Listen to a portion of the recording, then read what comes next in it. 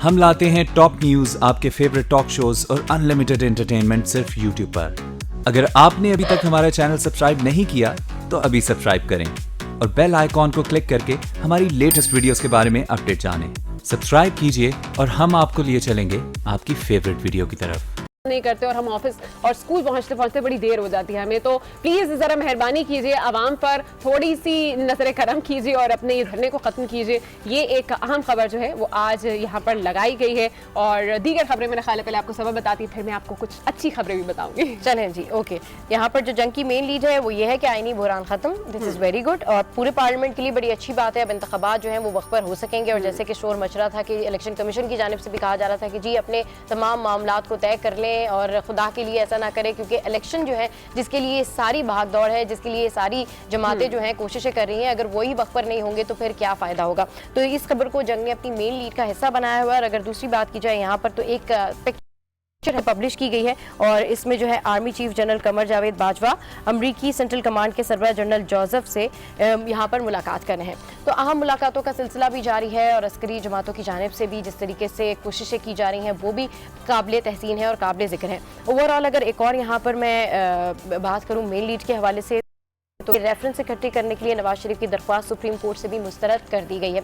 इससे पहले यही कहा जा रहा था नवाज शरीफ की जानिब से कि इन तीनों रेफरेंसेस को यकजा कर लिया जाए और उसके बाद इन तमाम रेफरेंसेस को जो है वो सुना जाए, लेकिन फिर यही कहा गया कि ये जमातें जो है दी गई हैं और अब तीनों रेफरेंसेस को अलग अलग सुना जाएगा। लेकिन यहाँ पर पॉइंट ये है कि जो कैलिब्री फॉन्ट का जो मुकदमा है वो मरियम नवाज शरीफ के ऊपर है, तो अगर इन तीनों रेफरेंसेस को यकजा कर लिया जाता है तो वो मुकदमा अल्टीमेटली नवाज शरीफ के ऊपर भी आ जाएगा। तो इस मुकदमे की फिर सूरत हाल क्या बनेगी, तो मेरे ख्याल में बहुत सारे पहलू हैं जिसकी वजह से इस रेफरेंस को एक जगह यकजा नहीं किया जा रहा है और अलग अलग सुनने की दरख्वास्त की जा रही है। तो ये खबर जो है जंग की मेन लीड का हिस्सा है और इसके अलावा शामिल करूंगी वो थोड़ी देर में करूंगी जब अनम अपनी न्यूज़ बताएंगे। बिल्कुल जनाब। अच्छा, आज की कुछ इवेंट्स के हवाले से भी आपको बताएं कि आज जो हमारे सदर ममनून हुसैन साहब हैं बिलाखिर आपको बड़े एक्टिव नजर आएंगे और आज उनकी ज़ेर सदारत एक अहम इजलास होने जा रहा है। आज इजलास तलब किया गया और कहा जा रहा है कि ये इजलास सुबह 10 बजे शुरू होगा, तो इस हवाले से जो भी अपडेट्स 10 बजे के बाद आएंगे आपको जरूर इस हवाले से अपडेट करेंगे।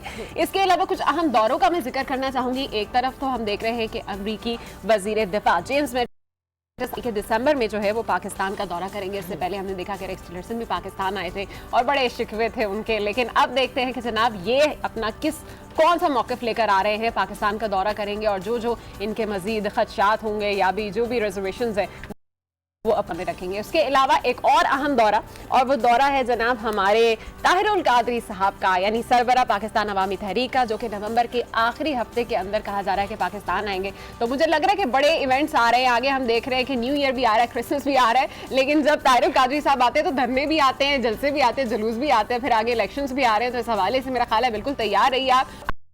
आगे का दिसंबर है वो फुल जैम पैक होने वाला है धरनों के साथ, और साथ साथ जो भी इनके मुतालबे होंगे वो लेकर ही भी पाकिस्तान आएंगे। तो ये तो आम कुछ आज के दौरे थे जिनका मैंने जिक्र किया। ठीक है, अच्छा शॉर्ट न्यूज़ में कुछ शामिल कर लेती हूँ, उसके बाद फिर एक इंतहाई दिलचस्प जो है खबर शामिल करूंगी। वो 62 अपोजिशन के 21 अरकान गैर हाजिर, आईनी बिल पर 126 अरकान ने वोट दिए। और दूसरी खबर यह है कि इस्लामाबाद हाईकोर्ट इलेक्शन कमीशन के दायरा इख्तियार से मुतालिक इमरान खान की दरख्वास्त गैर मुअय्यना मुद्दत तक के लिए मुलतवी कर दी गई है। प्री इलेक्शंस के हवाले से तो 3 ऐसी सियासी शख्सियात हैं और बड़ी शख्सियात हैं जिन्होंने ये कहा है कि जी इलेक्शन वक्त से पहले हो सकते हैं। उनमें एक खोसा साहब हैं, दूसरे मीर जफरुल्लाह जमाली साहब हैं और तीसरे हैं इमरान खान साहब। तो इस हवाले से भी ओवरऑल डिस्कशन करेंगे कि 3 पर्सनैलिटीज़ हैं और 3 मुख्तलिफ पर्सनैलिटीज़ हैं, लेकिन तीनों ये कह रहे हैं कि इलेक्शन जो है वो कबल अज़ वक्त हो सकते हैं। तो इसमें कितनी सदाकत है और उनके पास ऐसी क्या खबर है और वो किधर पर ये बात कर रहे हैं, तो इस हवाले से भी बात करेंगे। लेकिन अभी हम बात करेंगे हमारे तमाम शहरों के हवाले से, और जिसमें सबसे पहले हम बढ़ रहे हैं वसीम रज़ाक की जानिब, और वो वफाकी दारुल हुकूमत इस्लामाबाद में मौजूद है और उनसे मज़ीद तफसीलात जानते हैं कि शहर इक़्तिदार में आज क्या हो रहा है और वहाँ का मौसम कैसा है। Waseem, good morning. आज सर्दी आ गई है इस्लामाबाद में, क्या हाल से ही ठंड है? जी बिल्कुल, सर्दी बिल्कुल आ गई है। गुज़श्ता रात जो है होने वाली बात इस पहले भी बारिश हुई और कल रात शदीद यहाँ पर इस्लामाबाद में बारिश हुई है, जिसकी वजह से जो सर्दी की शिद्दत है वो बहुत ज़्यादा हो गई है। लेकिन आज सुबह जब सूरज ने आंख खोली अपनी और सूरज निकल आया, धूप निकल आई है, तो धूप बहुत ज़्यादा अच्छी लग रही है। सर्दी की जो शिद्दत है उसमें भी थोड़ी बहुत कमी वाक़ई हो रही है। अगर बात करें आज इस्लामाबाद में होने वाले इवेंट्स का, सबसे पहले हम बात करेंगे मजहबी जमात के धरने की, जिसकी वजह से काफ़ी ज़्यादा मुश्किलात का सामना करना पड़ रहा है। इंतज़ामिया की जानिब से गुज़श्ता रात एक वार्निंग लेटर भी जारी किया गया है, जो इस्लामाबाद हाई कोर्ट के फैसले की रोशनी में जारी किया गया है। उनको वार्न किया गया है कि जल्द से जल्द जो फैज़ाबाद इंटरचेंज है उसको खाली कर दें। लेकिन जो डरना के शुरका हैं उनकी जानिब से अभी तक उस बारे में कोई भी ऐलान नहीं किया। कुछ और जो उलमा है, कुछ और जो है रहनुमा, मजहबी रहनुमा, उनकी जानिब से आज जुम्मा की नमाज के बाद ऐलान किया गया है। और शहरी हैं जो इस्लामाबाद और रावलपिंडी के, अच्छा वसीम, ये भी बताएगा कि ये तो ऑब्वियस आ चुका है, लेकिन ये लोग अपना धरना खत्म करने को तैयार नहीं है। इस हवाले से तो अपडेट्स आपसे लेते ही रहेंगे। ये भी बताएगा कि आज मैंने अभी जिक्र किया था कि 10 बजे जो सदर ममनून हुसैन है उनकी ज़ेर सदारत भी सेनेट का इजलास होने जा रहा है। कौन कौन से मौज़ूआत आज ज़ेर बहस आएंगे? जी बिल्कुल, सेनेट का इजलास 10 बजे होने जा रहा है। कौमी असम्बली का इजलास जो है वो 10:30 बजे है। सेनेट में जो है मुख्तलिफ किस्म के जो बिल हैं उनको वो ज़ेर बहस लाए जाएंगे। कल भी जो है हल्का बंदियों के हवाले से जो बिल हैं वो जो है उस हवाले से काफ़ी ज़्यादा बहस की गई और बिल जो मंजूर किए गए, जिसमें पंजाब में सीटें जो कम हो गई हैं, इस्लामाबाद की एक सीट बढ़ गई है। और इसी हवाले से आज जो है इजलास भी तलब किया गया है। सेनेट का इजलास आज 10 बजे होगा, 10:30 बजे कौमी असम्बली का इजलास होगा। इसी तरह असद उमर जो है वो आज अपना जो उनका सेक्रेटरीट है ब्लू एरिया में, वहां का दौरा करेंगे। जो है आइंदा हल्का बंदियों के हवाले से आइंदा आने वाले जो इलेक्शन है उस हवाले से भी आज जो सेनेट की कमेटी है उसकी भी बहुत शुक्रिया वसीम रज़ाक, आप हमें अपडेट कर रहे थे। तमाम तरह एक्टिविटी इस्लामाबाद में हो रही है, इस हवाले से तो हमने जाना है। और मेरी जहां तक पता है वो कहा जा रहा है कि आर्टिकल 54 शिक 1 के तहत जो है वो आज का इजलास तलब किया गया है। तो जो भी अपडेट्स होंगी वो लेते ही रहेंगे। आगे बढ़ते हैं और कुछ जिक्र करते हैं लाहौर का, वहां से अपडेट्स लेते हैं। हमारी नुमाइंदा हुमा भट्ट मौजूद है, तो जानते हैं कि लाहौर शहर का आज का मौसम कैसा है और क्या क्या एक्टिविटीज आज लाहौर में होने जा रही हैं। जी Huma, good morning. Good morning. आज और लाहौर का मौसम, आज बादल जो हैं वो छट चुके हुए हैं, धुंध बिल्कुल दिखाई नहीं दी सुबह के वक्त भी, और साथ में स्मोक भी नहीं थी। ईमान पर सूरज दिखाई दे रहा है, मतला साफ है, लेकिन महकमा मौसमियात की तरफ से अभी भी बारिशों का इम्कान है। तो अगर बारिशों का इम्कान है तो इंतज़ार करेगा, लाहौरी जितने भी हैं वो इंतज़ार करेंगे कि मौसम मज़ीद अच्छा होगा। दोबारा कल की तरह जिस तरह बारिश हम लोगों ने देखी है तो फिर दोबारा मिलेगी बारिश और उसी तरह।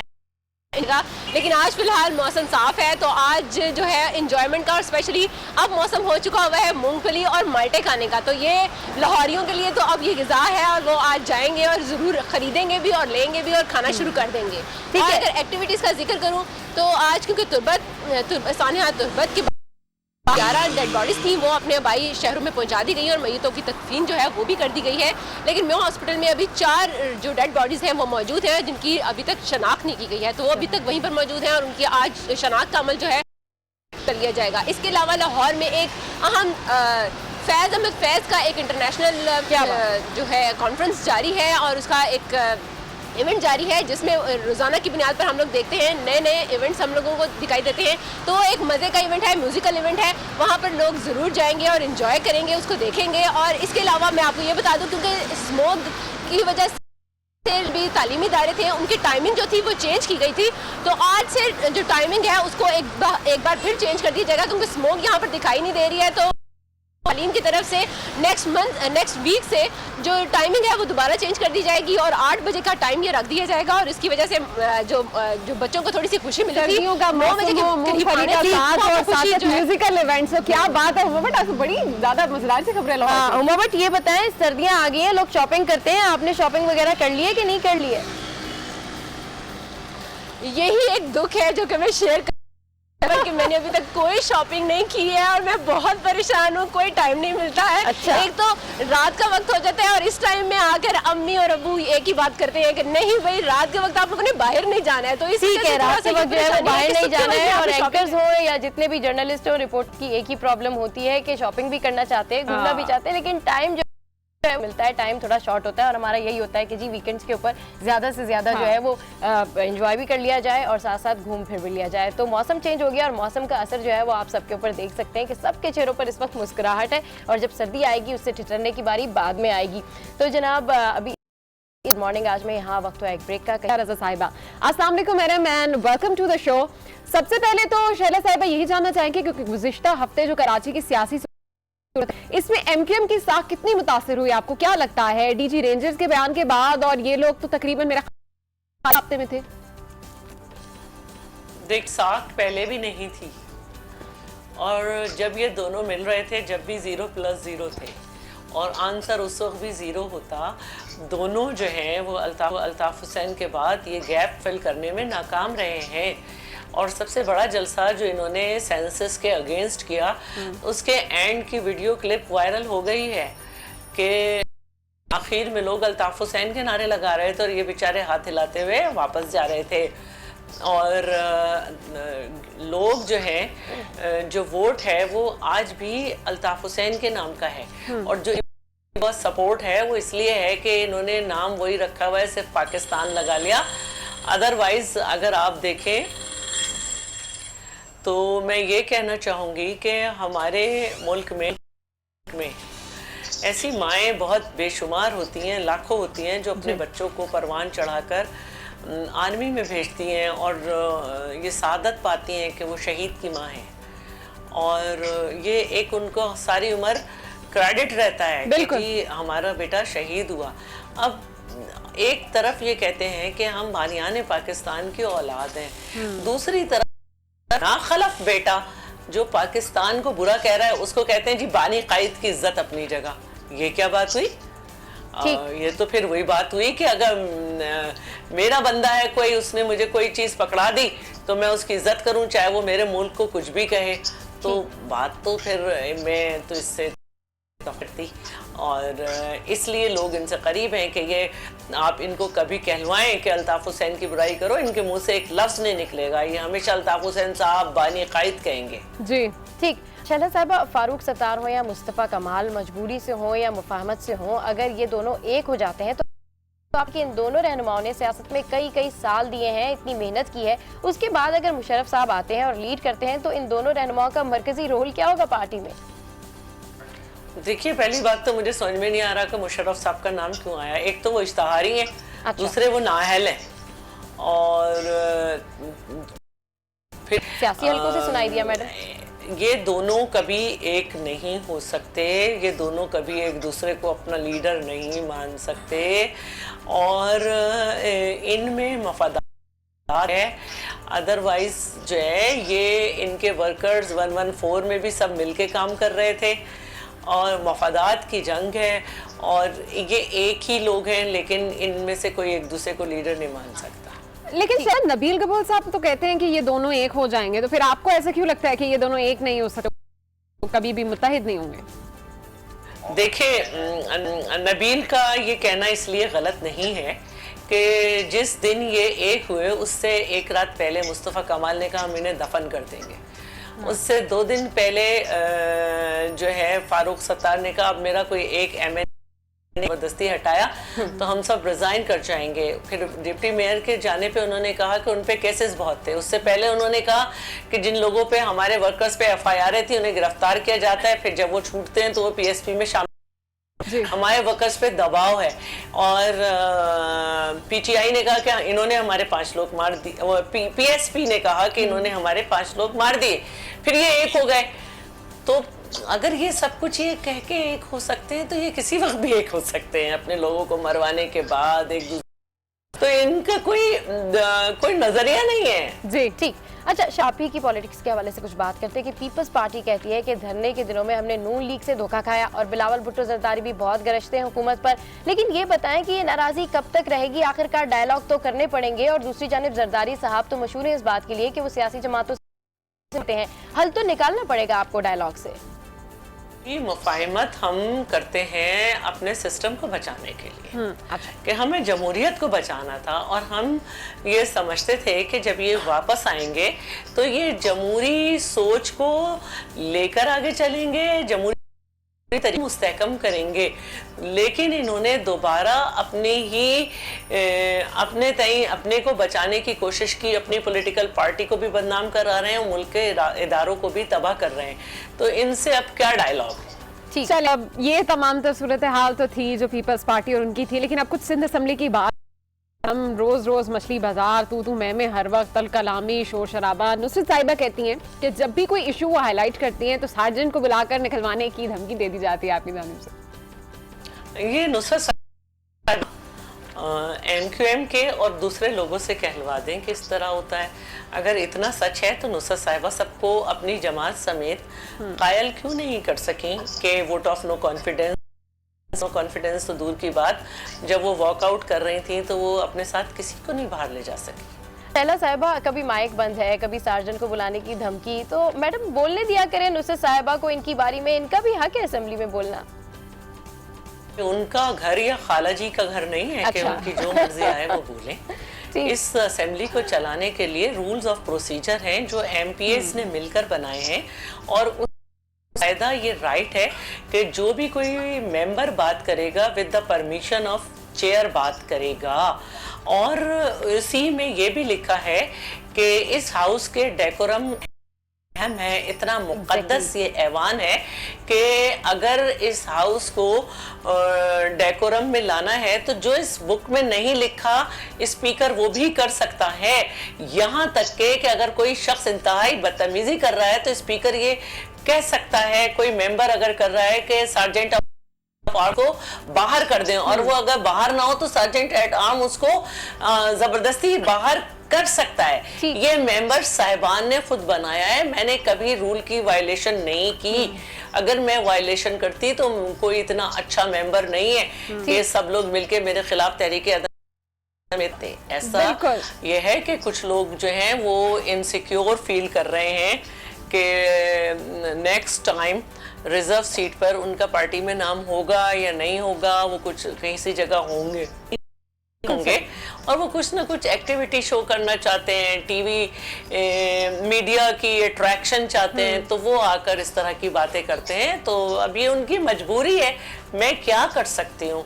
असेंबली में वो मूव नहीं कर सके, इस पे बात भी नहीं कर सके कि वोट ऑफ नो कॉन्फिडेंस लाना है, मीडिया से गला फाड़ रहे।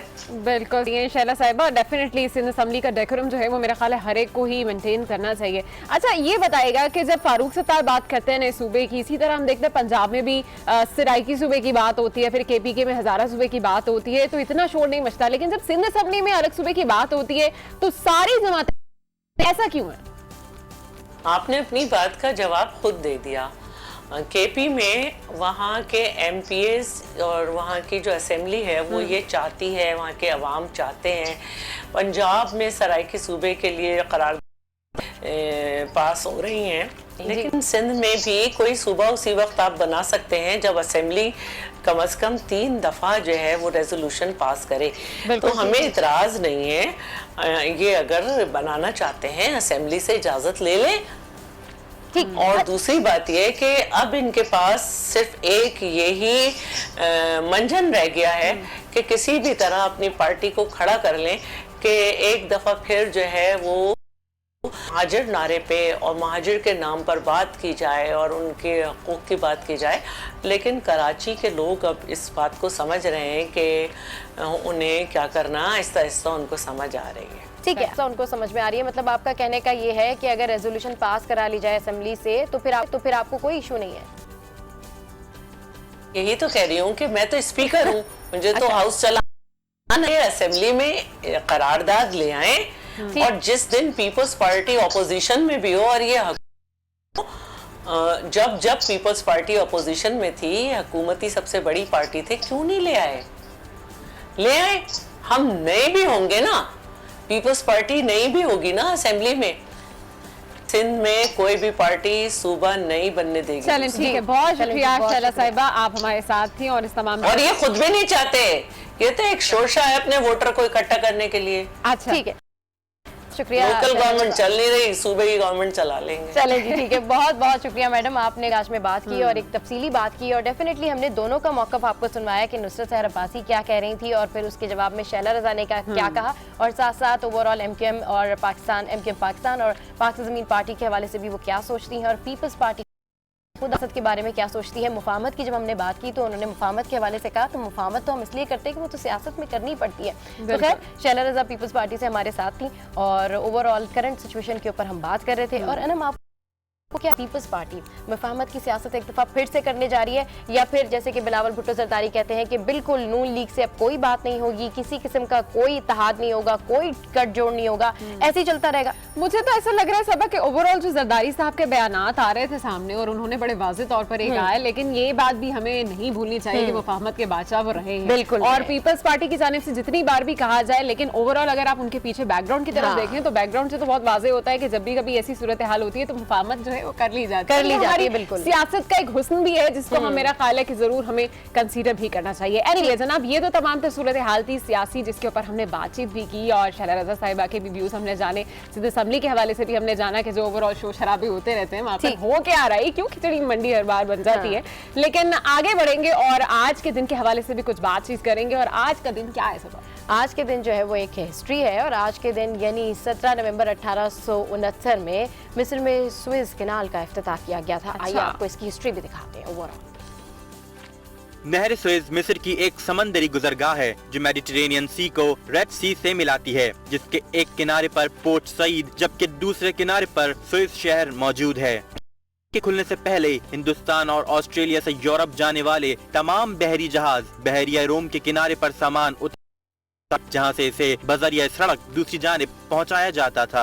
1869 में इस नहर के खुल जाने से इंग्लैंड से हिंदुस्तान का बहरी फासला 4000 मील कम हो गया। ये नहर 164 किलोमीटर और कम से कम 300 किलोमीटर चौड़ी है। पहले इस नहर पर बरतानिया, अमेरिका और फ्रांस का कब्जा था, मगर मिस्र के दूसरे सदर जमाल अब्दुल नासिर ने इस नहर को कौमी मिल्कियत में ले लिया। चले जनाब, आज की हिस्ट्री तो आपने जानी है और आजकल हिस्ट्रीज में हम देख रहे हैं कोई ना कोई जगह के बारे में कोई ना कोई खूबसूरत चीज आती है। कभी कोई ऐसा, आज हमने देखा नहर आ गई, बिल्कुल। और मैं ये सोच रही होती हूँ कि जब हिस्ट्रीज के बारे में हम डिस्कस करते हैं या हिस्ट्री के बारे में हम आपको बताते हैं तो डेफिनेटली मेरा जो जहन है वो अपने पाकिस्तान के ऊपर आ जाता है कि अगर आप हिस्टोरिकल प्लेस में देखें या यहाँ के शहरों के बारे में या यहाँ जो भी हमारा असासा है, हमारा हेरिटेज है, उसके ऊपर अगर आप नज़र डालें तो हमें लगता है हम बड़ी ब्लेस्ड कौम है। हमारे पास इतना ज़्यादा असासा है, हमारे इतने हेरिटेज है, हमारी इतनी रिवायतें हैं, हमारी इतनी सकाफत है कि हमें तो मेरे ख्याल में पूरी दुनिया में अगर कहीं जाएँ तो हमें कहीं जाने की ज़रूरत ही नहीं पड़ती, बल्कि जितनी दुनिया भर के लोग हैं वो यहाँ आते हैं कि जी पाकिस्तान में एक कल्चर है, एक सकाफत है। बाकी इलेक्शन के वक्त फिर क्या होता है, क्योंकि इमरान खान जो है वो वक्त से पहले इंतखाबात कराने का मुतालबा भी कर रहे हैं। इसी सब पर बात करने के लिए हमारे साथ मौजूद है पीपल्स पार्टी के सीनियर रहनुमा और ख्वाब देखकर लोगों का मुस्तकबिल बताने वाले मंजूर वसान साहब। अस्सलाम वालेकुम sir and welcome to the show. सबसे पहले तो आपसे ये जानना चाहेंगे कि कौमी असम्बली में तरमीमी इंतखाबी बिल 2017 मंजूर हो गया है और इलेक्शन का वक्त भी अब करीब है। आप ये बताएं कि इलेक्शन वक्त पर होंगे या नहीं, आपकी पेशगोई क्या कहती है, और अगर नहीं होंगे तो ये किसकी जानिब से ताखीर हो सकती है इलेक्शन ना कराने की? देखिए, इलेक्शन मेरे पॉइंट ऑफ व्यू से अभी थोड़ी सी जो आज की अमेंडमेंट है उसमें मैं होपफुल हूँ, लेकिन मेरे मुताबिक इलेक्शन टाइम पे नहीं होंगे। अच्छा। और आपको तो पता है कि जो बैकग्राउंड में ताकतें हैं, इन्फ्लुएंस उनका होता है, गैबी ताकत जिसको कहा जाता है, और वो ज़रूर ये तासर दिलवाने की कोशिश करेंगे कि सियासतदान, पॉलिटिकल फोर्सेस फेल हो गए हैं, उन्होंने डिलीवर नहीं किया है, इसलिए इलेक्शन ज़रूर होगी, लेकिन पहले भी और टाइम के बाद भी हो सकती है। मुझे अब तक टाइम पे नजर नहीं आ रही। ठीक है, मतलब कमीशन नहीं है कि टाइम पे होंगे या नहीं होंगे, लेकिन आपको टाइम पे नजर नहीं आ रहे। अच्छा मंजूर वसान साहब, आपके ख्वाब जो होते हैं वो कुछ सच्चे होते हैं और कुछ पूरे भी नहीं होते, तो ये जो आपने एमकेएम के लिए ख्वाब देखा, क्या ये सिर्फ 24 घंटे का ख्वाब था या आप क्योंकि 24 घंटे के बाद वो ख्वाब टूट गया तो वो दोनों जमातें अलग हो गई हैं? सर नहीं, मेरा तो परमानेंट था। अच्छा। लेकिन 24 घंटे में पता नहीं क्यों तब्दील हो गया, लेकिन ये इनका मेरा ख्वाब, उसका ख्वाब पे मैं बिल्कुल कायम हूँ। इलेक्शन जैसे नजदीक होगी ये इकट्ठे हो जाएंगे। निशान कौन सा होगा और पार्टी किस पे लड़ेंगे वो बाद में बताया जाएगा। बिल्कुल ठीक। ज़ुहूर हसन साहब, मुखालिफिन कहते हैं कि आप अपनी लीडरशिप के लिए भी ख्वाब देख रहे हैं, तो आपका इस सब पर क्या कहना है? कभी बिलावल भुट्टो, कभी आसिफ जरदारी और पीपल्स पार्टी के लिए कोई ख्वाब तो नहीं आया आपको? तो मैंने कभी भी अपने पार्टी के फेवर में कोई ऐसा ख्वाब नहीं देखा है। मैं हमेशा यही कहता हूं कि फेडरल गवर्नमेंट में 3 आम है। एक है पीपल्स पार्टी, दूसरी है पार्टी नवाज लीग, तीसरी है इमरान खान की पार्टी। तीनों में से वोट्स और सिंध का जो पास्ट को देख करके सिंध में हम अक्सरियत में आएंगे। ठीक है, ख्वाब के बारे में भी बात करेंगे। आज ये बताएं कि ख्वाब जो हैं आपको कब से आ रहे हैं? क्या जब आप सियासत में आए थे तब से आ रहे हैं, जब से ख्वाब आ रहे हैं, या फिर चंद सालों में आप ये ख्वाब देखना आपने शुरू किए हैं? मतलब कुछ बैकग्राउंड बता दीजिए इन ख्वाब का। ये अल्लाह ताला ने खूबी मुझे 82 में दी थी। 1982 सही। जब मैं अपने पैगम्बर हुज़ूर सल्लल्लाहु अलैहि वसल्लम को ज़ियारत में मैंने देखा था, और उसके बाद 95 में मैंने अपने पैगम्बर को वहाँ फर्स्ट टाइम हम उम्रे पे गए थे, तो वहाँ मैंने ज़ियारत की थी। उसके साथ साथ खुसूसन प्रेडिक्शन मेरी 2011 में जब हमारे उस वक्त के गवर्नर इशरत अब्बार साहब थे, तो मैं होम मिनिस्टर था, तो मैंने प्रेडिक्शन की थी कि 17 तारीख को वापस आएगा। तो वो हकीकतन मुझे जब लारकाना शहीद मोहतरमा बेनज़ीर भुट्टो साहबा के गरी खुदाबश में गया कब्रिस्तान में, तो वहाँ मैंने दुआ पढ़ रहा था, तो किसी ने पूछा कि गवर्नर साहब कब वापस आएंगे, तो मैंने बताया था कि 17 तारीख तक वापस आएंगे। तो उन्होंने कहा कैसे आप कह रहे हो? मैंने कहा ख्वाब मैंने देखा है। उस दिन से ये ख्वाब का चैनल्स पे आ गया है, और मैं कायम हूँ। अपने पैगम्बर को देखा है मैंने, और जो भी मैं बात करता हूँ आज नहीं तो कल सही साबित होती है। चलिए जी, ये तो बड़ी इसकी बात है। अच्छा, ये बताइएगा कि इस्लामाबाद में जारी धरने के हवाले से क्या कहेंगे आप? हुकूमत तो मफलूज हो गई है, आवाम बेबस दिखाई दे रही है। आयशा गुल अलाई कहती हैं, उन्होंने इल्जाम लगाया है कि पीटीआई जो है वो इस धरने के पीछे है। क्या कहेंगे आप इस सब पर?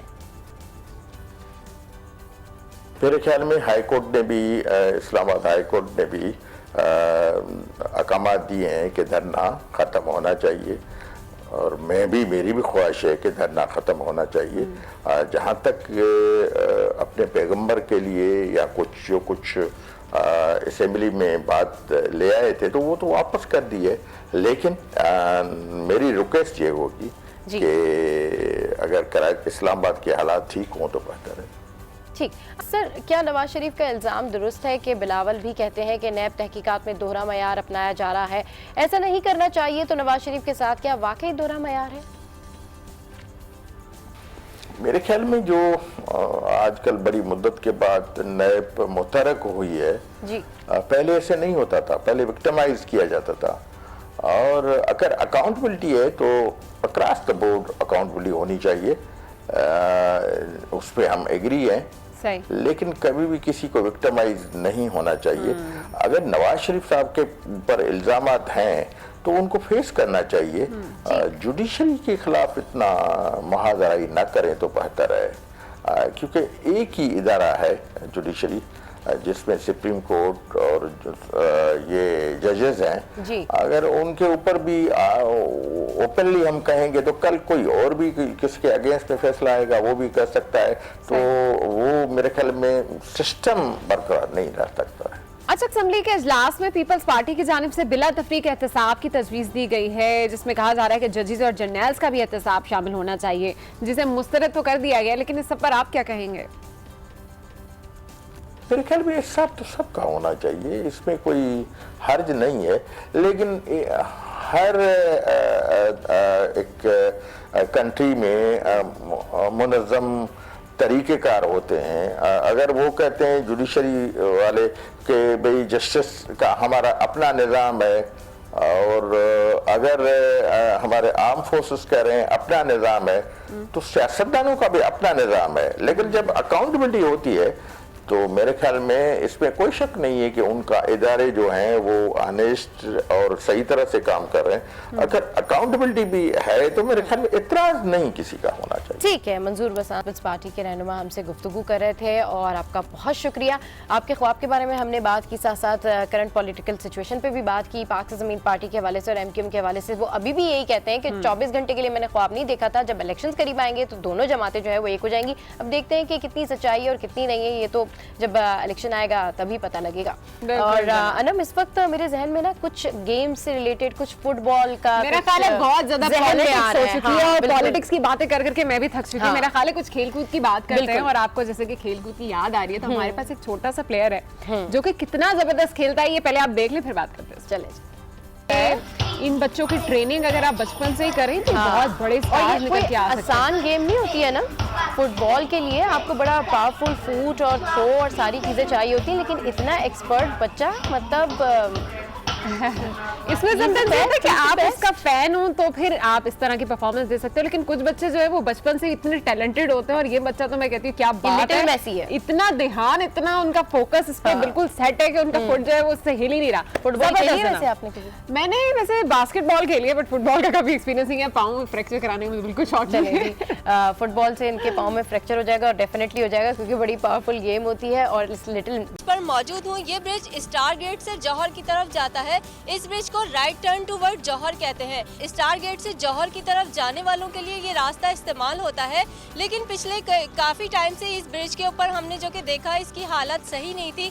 जगह जगह बार बार इसकी पैवनकारी की जाती थी और बार बार ये टूट फूट का शिकार होता था। उसकी वजह से हुकूमत ने इस बात का फैसला किया है कि इस ब्रिज को नए सिरे से तामीर किया जाए, जिसकी वजह से यहाँ पे काफी ज्यादा डिस्टर्बेंस आ रही है, ट्रैफिक जैम रहता है। हमारे साथ इस वक्त इस ब्रिज के सर्वे इंजीनियर मौजूद हैं, उनसे हम जानते हैं कि वो इस ब्रिज का सर्वे करने के बाद क्या एस्टीमेट ले पाए हैं कि ये ब्रिज कितनी मुद्दत में मुकम्मल हो जाएगा और आवाम की सहूलत के लिए कब तक खोला जा सकेगा। अस्सलाम वालेकुम सर। वालेकुम अस्सलाम। सर आपका नाम? अंजुम महमूद। सर मुझे बताइएगा कि इस ब्रिज की क्या सिचुएशन है, किस वजह से हुकूमत ने ये फैसला किया इसको दोबारा से तामीर करने का? असल में अप रैम्प जो है ना बहुत ज़्यादा डिस्टर्ब हुआ था, इसके सरिये वगैरह निकल गए थे, तो इसलिए इसको दोबारा जो है ना रिपेयर नहीं किया जा रहा, बल्कि इसके डेक स्लैब को चेंज करके और नया डाला जा रहा है। सर इसकी क्या वजह है कि बार बार ये ब्रिज टूट फूट का शिकार होता था? वो हेवी ट्रैफिक होने की वजह से, हेवी ट्रैफिक भी इसके ऊपर से गुजरती है, लोडेड गाड़ियाँ, और जब ब्रेक लगता है तो उसका वजन जो है डबल हो जाता है। लिहाजा जो है सिंध गवर्नमेंट ने ये फैसला किया कि इसका डेक स्लैब सिरे से सारे का नया चेंज किया जाए, और अप डाउन रैम्प भी ख़राब है, लिहाजा इसको सारा इसका डेक स्लैब चेंज किया जाएगा। ठीक है सर, बहुत शुक्रिया। जैसा कि आपने सर्वे इंजीनियर साहब की बात सुनी, उनका कहना था कि इसका डाउन रैम्प बिल्कुल सही है, जो कि उतरने वाला ट्रैफिक है वो तो इतना ज़्यादा ख़राब नहीं है, लेकिन इसका अप रैम्प जहाँ से ट्रैफिक चढ़ता है उसकी ज़्यादा बुरी हालत थी, और हैवी ट्रैफिक जब चढ़ता था तो ये टूट फूट का शिकार होता था। बार बार इस ब्रिज की पैवनकारी की जाती थी, जिसकी वजह से कि काफ़ी ज़्यादा ख़तरात लाहक रहते थे कि ट्रैफिक का कोई भी हादसा रूनुमा हो सकता था। इस वजह से इस ब्रिज की दोबारा से तामीर का आगाज़ किया गया है, जो कि सर्वे इंजीनियर साहब के मुताबिक 3 से 4 माह में इसका काम मुकम्मल होने का एस्टीमेट दिया है। अब देखते हैं कि आगे आने वाले दिनों में ये कब तक मुकम्मल हो जाएगा और आवाम को कब तक सहूलियात मैसर हो सकेंगी। जी चलिए जनाब, वैसे ही कराची के अंदर तफरीह के मुकामात कम है और इस बार तो मैं सोच रही थी कि वीकेंड पर मिलने जाऊंगी अपने रिलेटिव्स को जो भी गुलिस्तान जौहर में रहते हैं, लेकिन मुझे लगता है कि अब हालात बहुत मुश्किल हैं क्योंकि सड़कें टूटी फूटी हैं, कहाँ से जाऊँ। अच्छा जनाब, सड़कें टूटी फूटी हैं और सड़कों का तो हाल कुछ ऐसा ही है, तो ड्रिग रोड की कहानी है, लेकिन अगर आप नॉर्थ नाज़िमाबाद का और हमारे ऑफिस के सामने वाला एरिया देखें तो आपको आइडिया होगा कि कितनी मुश्किल से जो है वो हम लोग आते हैं और कितनी मुश्किल से यहाँ से जाना होता है। एक तो धूल मिट्टी अलग, और ऊपर से जो काम पेंडिंग में पड़ा है वो अलग, और ऊपर से उसके साइडों पे जो कचरा और जो गंदगी है वो भी अलग है। तो मुझे लगता है कि जब से मैंने ऑफिस ज्वाइन किया ना तब से बाहर अभी तक काम हो रहा है, और अभी तक जब भी कोई जगह डेवलप होने लगती है कराची में, जब भी कोई फ्लाईओवर बन रहा होता है या जब भी कोई भी चीज बन रही होती है, कोई डेवलपमेंट हो रही होती है और वो पेंडिंग हो जाए तो डेफिनेटली वो कचरा घर बन जाता है। तो मेरे ख्याल में कचरा तो उठा ले कराची से। खैर, अब कुछ आगे बढ़ते हैं और आपको मजीद बताते हैं समंदरी रेशम के बारे में। तो अल्लाह ताला ने दुनिया में अनगिनत खजाने पोशीदा कर रखे हैं, इन्हीं में से एक समंदरी रेशम भी है जो बेइंतहा नायाब है। आइए इसी हवाले से आपको एक छोटी सी रिपोर्ट भी दिखाते हैं। अल्लाह ताला ने दुनिया में अनगिनत खजाने पोशीदा रखे हैं। उन्हीं में से एक समंदरी रेशम भी है जो बेइंतहा नायाब है। माहिरीन का कहना है कि 5000 साल कबल ख़वातीन अपने बादशाहों के लिए जो लिबास तैयार करती थीं, उसमें समंदरी रेशम का इस्तेमाल किया जाता था। कहा जाता है कि हजारों साल पहले वीगो के खानदान में बाइसिस यानी समंदरी रेशम को बुनने के काम की बुनियाद डाली गई थी और गुज़िश्ता 1000 सालों से वीगो के खानदान की ख़वातीन में नस्ल दर नस्ल बाइसिस यानी समंदरी रेशम को निकालने, उसे बुनने, उसका पैटर्न बनाने और उसे रंगने का काम जारी है और वो ये हुनर अपनी आने वाली नस्लों में भी मुंतकिल करती जा रही हैं। वीगो के खानदान की एक खातून ने 3 साल की उम्र से इस काम को सीखने का आगाज किया और आज वो अपने काम में सबकी उस्ताद हैं। समंदरी रेशम एक खास किस्म के समंदरी जानवर के जिस्म पे उगने वाले तार होते हैं जिन्हें उस जानवर के जिस्म से काट कर निकाला जाता है और उसको निकालने के लिए समंदर में 15 मीटर की गहराई में उतरना पड़ता है और 30 ग्राम रेशम जमा करने के लिए कम से कम 100 बार समंदर में उतर। इमामुल हक चीफ सेलेक्टर हैं, उन्होंने जब अपने भांजे को सिलेक्ट किया तो उसमें ये हुआ कि वो लड़के पे बड़ी तनकीद हुई, लेकिन उसने पहले ही मैच में अपने डेब्यू में सेंचुरी बना के तनकीद निगारों को मुंह बंद कर दिए।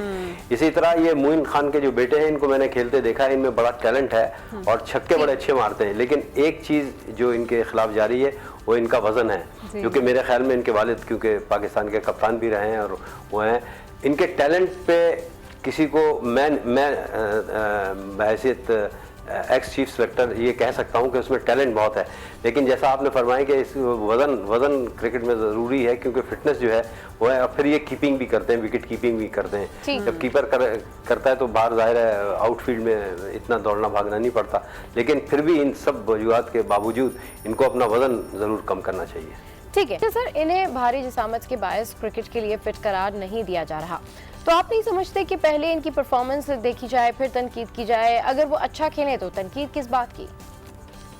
पाकिस्तान में बहुत सारे ऐसे क्रिकेटर्स रहे हैं जो वर्ल्ड क्लास भी रहे, जैसे अनी मोहम्मद मरूम थे, उनके भाई मुश्ताक मोहम्मद वो भी वर्ल्ड क्लास प्लेयर थे, वजीर मोहम्मद टेस्ट क्रिकेटर थे, सादिक मोहम्मद बड़े अच्छे प्लेयर थे, ये सब सगे भाई थे। उसके अलावा देख लें माजिद खान की एक छोटी सी मिसाल दूँ आपको, Majid Khan world class player थे और उस वक्त जब वो सिलेक्शन हुआ उनका तो Jahangir Khan chairman of selectors होते थे, लेकिन जब माजिद के सिलेक्शन पे बात आई तो किरदार देखें इनका डॉक्टर साहब का कि वो उठ के चले गए सिलेक्शन कमेटी की मीटिंग से और उनका जो बाकी सिलेक्टर हैं वो मेरे बेटे के मुताल्लिक करें, मैं इस पर कुछ नहीं बोल सकता। तो ये भी बड़े किरदार की बात है। मुदस्सिर नज़र की एक मिसाल है, वो मैं खुद भी उस वक्त सिलेक्टर था जब नज़र मोहम्मद साहब सिलेक्टर होते थे और मैं और नज़र मोहम्मद साहब सिलेक्टर थे और इम्तियाज़ अहमद मरूम साहब वो चीफ सिलेक्टर थे हमारे। तो जब इसकी बात हुई तो नूर खान साहब चेयर कर रहे थे, वो कहने लगे कि नज़र मोहम्मद साहब आपका बेटा है, मुश्ताक मोहम्मद आपके भाई सादिक मोहम्मद है, तो आप इनका डिसीजन हम पे छोड़ दें। तो वो दोनों चल गए, लेकिन बाद में ये जैसे आप फरमा रही हैं ना कि उनके परफॉर्मेंस पे जाना चाहिए, लेकिन मैं फिर भी कहूँगा कि उनको वज़न अपना कम करना चाहिए ताकि एक आदमी होता है ना कि प्रेजेंटेबल हो, तो वो उनको ज़रूर करना चाहिए। टैलेंट उनमें है, ये पक्की बात है, इसमें दो राय नहीं हो सकती और मुझे लगता है कि वो अच्छा परफॉर्मेंस करेंगे और जब परफॉर्मेंस करेंगे तो तनकीद निगारों के मुंह बंद हो जाएंगे। सर वैसे अब खिलाड़ी के खेल पर ही देखना चाहिए। वैसे सोशल मीडिया पर तो हम देख रहे हैं कि शायकीनों ने मोइन खान पर बहुत ही ज्यादा इल्जामात आयद कर दिए। इससे कबल भी हमने देखा जब इंजमामुल हक की बारी थी तो बतौर चीफ सिलेक्टर उन्होंने जब अपने भतीजे का नाम दिया था तो उस पर भी काफी सवालात उठाए जा रहे थे, लेकिन फिर उनकी परफॉर्मेंस देखकर सभी मतलब खामोश हो गए थे क्योंकि उनकी परफॉर्मेंस बड़ी अच्छी थी। आप नहीं समझते कि बेवजह की तनकीद से पाकिस्तान में क्रिकेट को नुकसान होगा? जी हाँ, देखिए तनकीद बराए तनकीद जो है ना वो है, और बाज़ ऐसे लोग भी तनकीद करते हैं जिन्होंने अपने दौर में इक़राबा परवरी की इंतहा कर दी। वो उसकी मिसालें मैं नहीं देना चाहता, लेकिन वो इस काबिल नहीं थे, उनके जो भी भाई थे, भतीजे थे या बेटे थे, वो इस काबिल नहीं थे कि पाकिस्तान टीम से खेल लें, तो वो लोग भी तनकीद का निशाना बना रहे हैं मोइन को, जो कि ज़ाती है मेरे ख्याल में। मैं एक शेर पढ़ूंगा इस पर कि हक़ तनकीद तुम्हें है मगर इस शर्त के साथ, तनकीद का पूरा हक है मगर इस शर्त के साथ जायजा लेते रहो अपने गरेबानों का। अपने दौर में तुमने क्या किया जो आज की वजह, जैसा आप कह रही हैं कि उसको पहले परफॉर्मेंस तो करने दें। हाँ, जिसामत बेशक थोड़ा सा, जब ये इतनी बड़ी क्रिकेट खेलता है, ये बहुत बड़ी लीग है, पाकिस्तान सुपर लीग बहुत बड़ी लीग है और दुनिया के चीदा चुने हुए खिलाड़ी इसमें खेलते हैं, तो थोड़ा सा वजन का ख्याल रखें। और ये कोई बड़ी बात नहीं है, मेरे ख्याल में ठीक हो जाएगा। उसके टैलेंट पे दो बातें नहीं की जा सकती, टैलेंट है उसमें। अच्छा सर, अगर बात की जाए माहिरीन के हवाले से तो उनके मुताबिक इन दिनों पाकिस्तान क्रिकेट में अकरबा परवरी उरूज पर पहुंच चुकी है और अब किसी को कोई डर भी नहीं लगता इन तमाम बातों से, तो क्या सही बात है ये?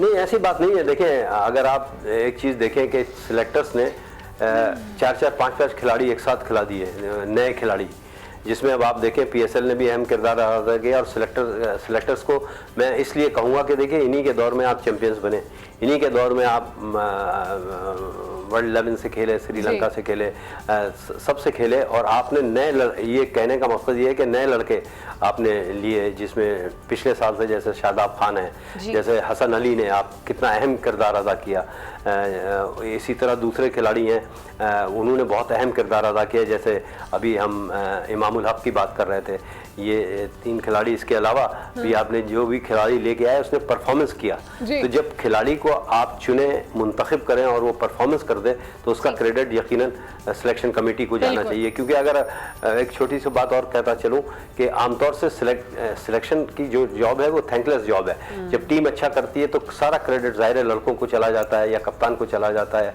वो जाना भी चाहिए, मगर उस वक्त कोई सिलेक्शन कमेटी की बात नहीं करता। आज तक हम 1992 के वर्ल्ड कप की बात कर रहे हैं कि